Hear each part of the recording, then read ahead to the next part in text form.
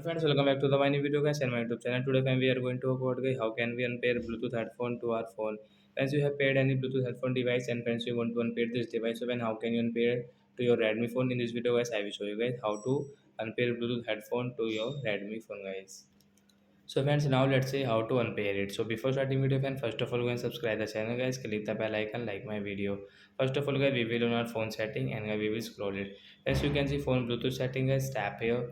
As you can see, guys, we have paired guys this Piton company headphone, guys. So when how to unpair it. So friends, right side is arrow option guys, tap here. As you can see guys, this phone audio guys you want to off on, and guys media audio guys you want to on and off, you can on and off from here guys. You can see unpair option guys, tap here to unpair guys.